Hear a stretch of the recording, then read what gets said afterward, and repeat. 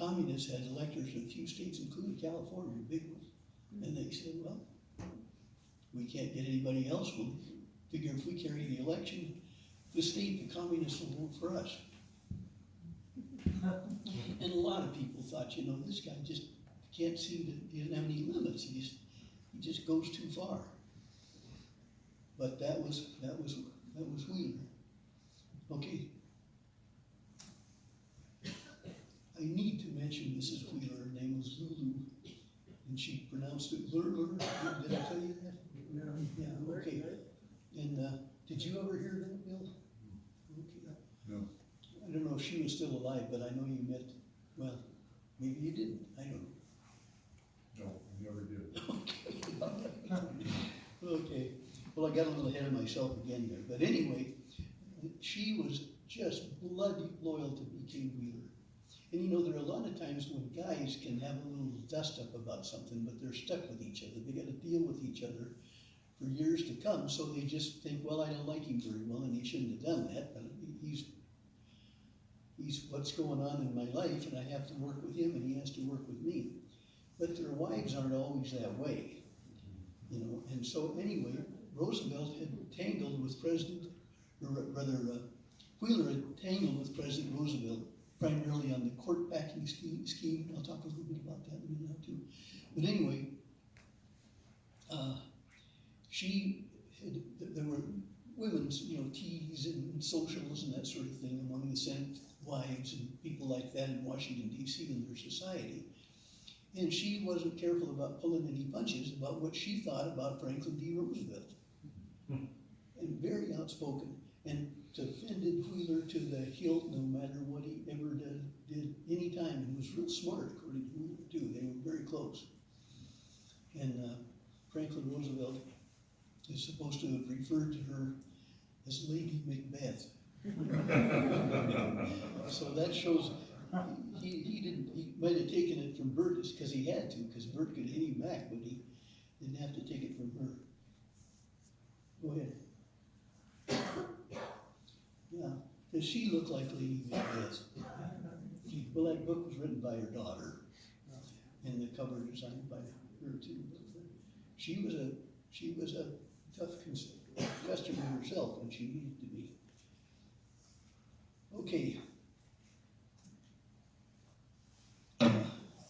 That was at about the time of the court packing scheme. I didn't get a date on that, but that's what Wheeler looked like at that time.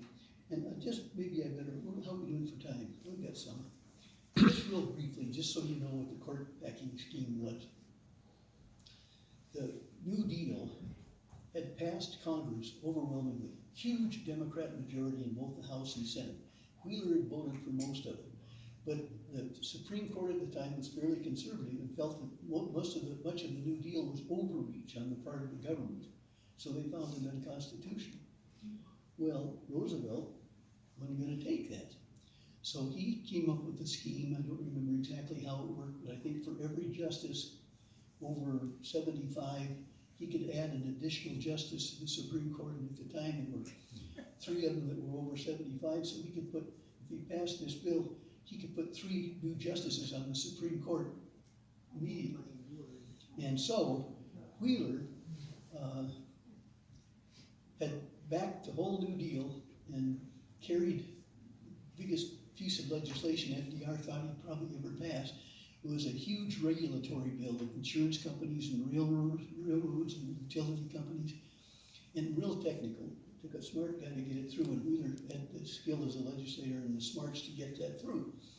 And then, I don't know, 2 years after that, I guess, he has this proposal to pack the Supreme Court, had 3 additional justices who he was sure would vote for his program. Well, Wheeler didn't like that. And you know, Wheeler, I mean, no offense, FDR, I mean, I've backed you every bit of the way, but you shouldn't be able to do that. You shouldn't be able to just increase the Supreme Court. Heck, you already own the legislative branch 2-1. You own the federal bureaucracy, the executive branch, and now you want to own the Supreme Court. He said, I'm not going to do that. And so he fought him, and FDR never lost anything that was substantial and important at all until 1938, but he lost that to Wheeler. And Wheeler made treaties with Republicans and with Southern Democrats, and he knew how to put deals together, and he had lines in many pools, and so he defeated FDR about that, and that probably never healed. That probably was a pretty mortal hatred between the two of them that lasted for the rest of Wheeler's life. There's also, do you see he's got a cigar? That was his trademark. And I don't know what they were, but they were kind of long, slender cigars. I don't know if that's I don't think it's a stogie. I don't know if it's a cheroot or a panatella or what it is, but anyway, he smoked those. He had one in his mouth almost all the time. Do you want to go back to the movie? Yeah. When Wheeler first came to Washington, he was somewhat of a junior sensation, you know, before and during the time that he ran as a progressive for president. And so he became the model on the basis of that for this movie. And I think, can you read it over there? Something like The Man from Montana was what it was called to begin with. And Gary Cooper or Jimmy Stewart was the Man from Montana. And probably a number of you here have seen the movie, but just basically, there's this young kid, this young guy who's a boys club ranger, and the big powerful corporation that runs the state thinks, well, he can't do any harm, he'll just do what the senator back there, who we control, wants him to. So he got appointed to the US Senate. Well, the character, Mr. Smith, Jefferson Smith, doesn't know anything. And so he decides that what he can do is he can set it, he knew this perfect piece of land that would work for a national boys park. And it's where the company wanted to put in a dam. And there was even something kind of hanky-panky going on about money changing hands and so on behind the scene about that Mr. Smith knew nothing about. But he eventually learns about the filibuster. And he stands up on the floor of the US Senate and filibusters the bill to death, dramatically collapses on the movie screen, and they save the boys club and the senator from his home state, or the park, and the senator from his home state, I think, resigns in disgust from the US Senate, and all had a happy ending. So that was based on Wheeler's travails and struggles and so on as an early US senator. And it came out, I think, does it say 1937 or 1938? I think it's 1938. But anyway, that was not very darn long before the 1940 Democratic National Convention. And there's some suspicion about why that was the case.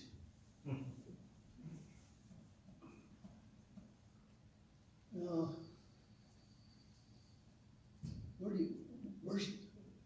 go back a couple.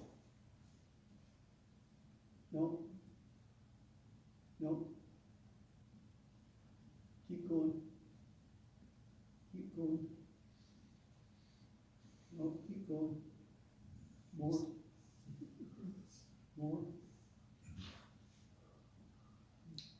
Well, I think we got those in the wrong order. Anyway, try one more.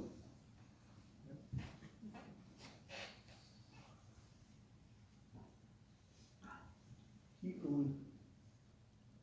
No. Are we just going in a circle now? No, go backwards. No, backwards. Okay. Well, it's a real good picture, but it's a real good picture. We didn't read the cover of Time more than once. And this is a great picture, a color picture of him on the front of Time magazine. It's way beyond that. Do you want me to go back to? No, go ahead. Forward, maybe it's forward.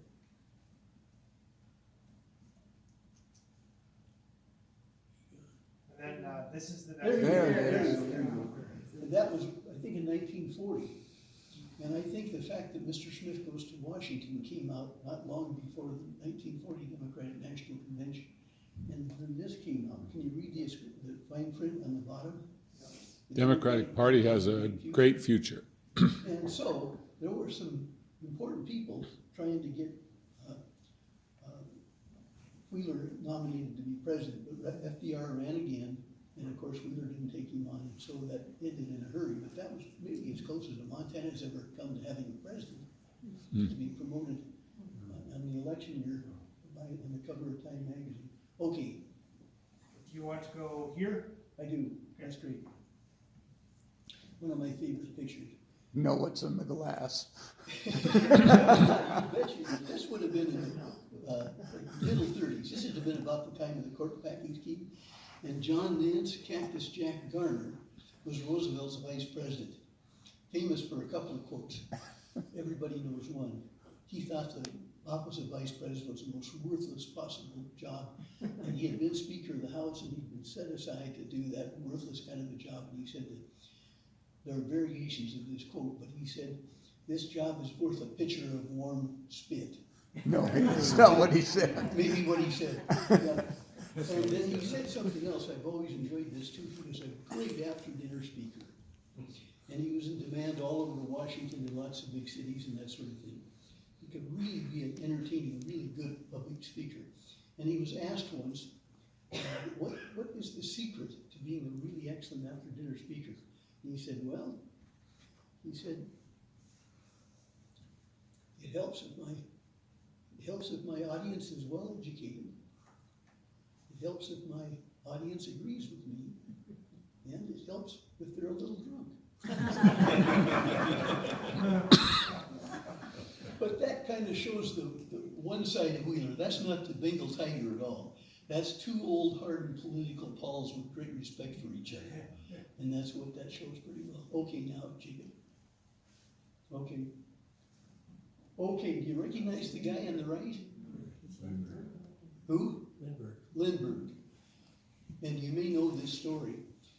Wheeler's come in for some rough water here recently. There's a commentator by the name of Rachel Maddow who does commentaries and news broadcasts and that sort of thing. And she's done some research on the period before the Second World War and feels that there were a fair number of Nazi sympathizers in our government. And she's fingered Wheeler as one of them. And I find that really hard to believe, but I think when Wheeler thought we were getting stampeded into World War II, and that reminded him a little bit of what was going on, the hysteria and so on surrounding the aftermath of World War I and the Palmer raids and that sort of thing, that he thought we should let the Europeans take care of their own problems. And the other guy that we now learn had a secret wife and 2 children in Germany was Lindbergh. And so they got together and gave a big speech and a big presentation and a performance at Madison Square Garden in Washington, D.C. And most of the known Nazis at the time were at that meeting.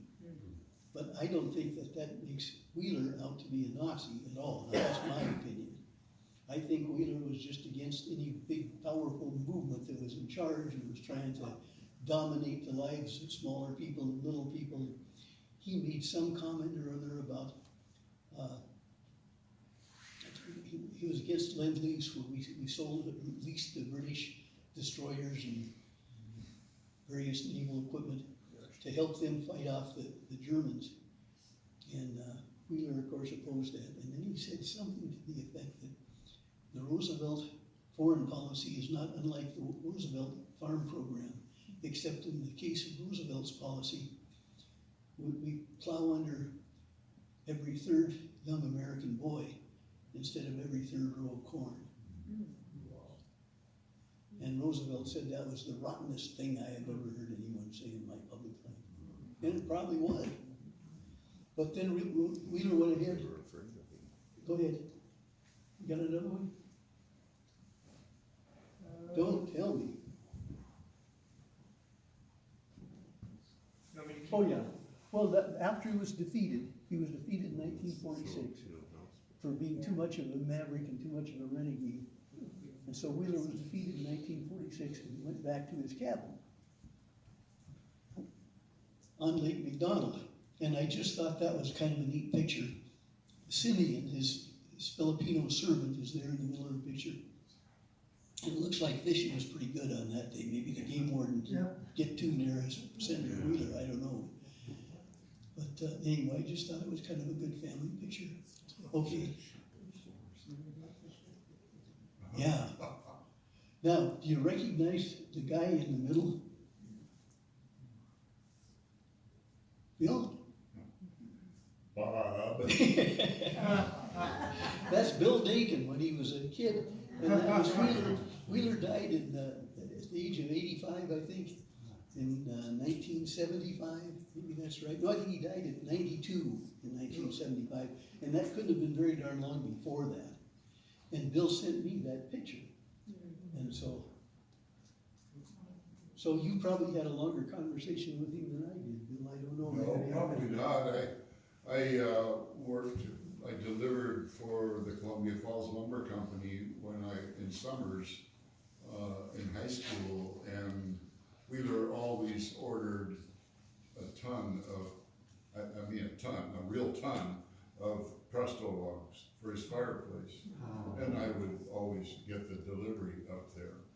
And he was such a kind old man at that time. I mean, I only knew him as an old man. Yeah. Obviously, I mean, how could it been else? But he was very kind, and he loved to visit. I don't remember him ever having a cigar, though. That kind of throws me. That's surprising. But he would always give me a couple silver dollars tip, which in 1966 was a pretty nice thing to get. I know the cigar was his trademark Oh. for most of his life, but he could have been told, Bert, if you want to keep on living, get rid of those things. Well, I do remember his houseboy, Simeon. And when they came in the summer, usually it would be late May or early June, they always kept about a 47 or 48 Ford Woody station wagon in the garage. And that was the first thing they did, was fire that up and drive to town for groceries and stuff. But sadly, I don't ever remember meeting Mrs. Wheeler. Yeah, I met but lots of the kids later on, Yeah. because I was friends with one of his grandsons. Well, Edward. Yes, I knew would have been Edward. the- Yeah, I knew him too. And I knew Marion, Yes, the last little I knew girl. Marion's son, and they spent a lot of time up there, those grandkids. They were nice people. They really, really tried hard to undo his gift of the property to the National Park Service. And two of his sons were attorneys, and I think one became a judge in DC. And they tried everything they could, Yeah. but he had made it iron tight. Yeah. Well, Walsh owned the place a couple of lots down.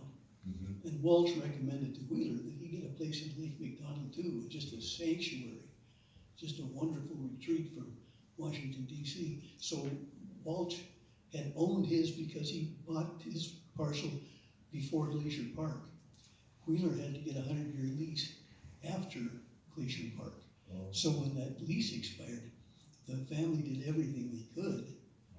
And they were gonna burn it down because they didn't wanna have to, the park didn't wanna have to maintain it. They didn't know what they could use it for. It wasn't big enough for an education facility, and it was, they weren't in the business of renting houses, that sort of thing. But eventually, I was involved in that. We got the Park Service to back down, and we got the University of Montana to buy it.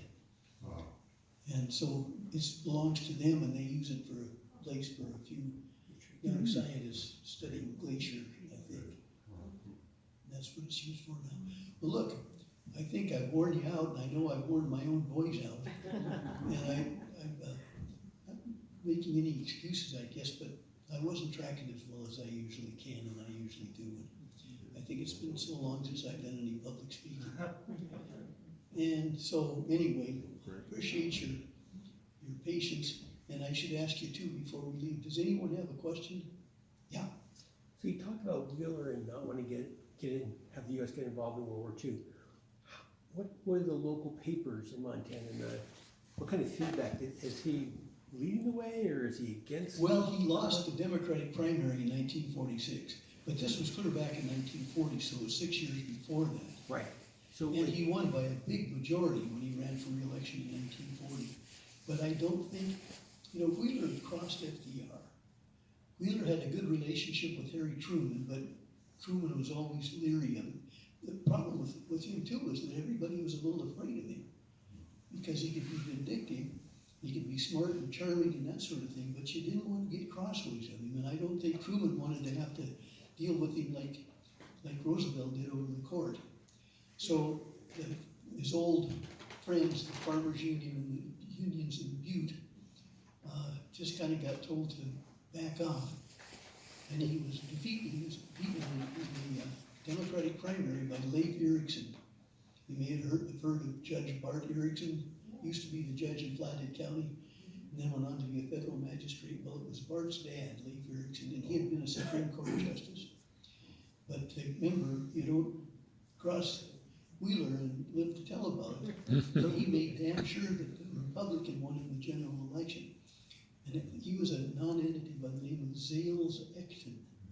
So the local newspaper supported him in his advocacy for non-intervention in terms of World War I II? don't know that, but I doubt it. It was a controversial stand. Right.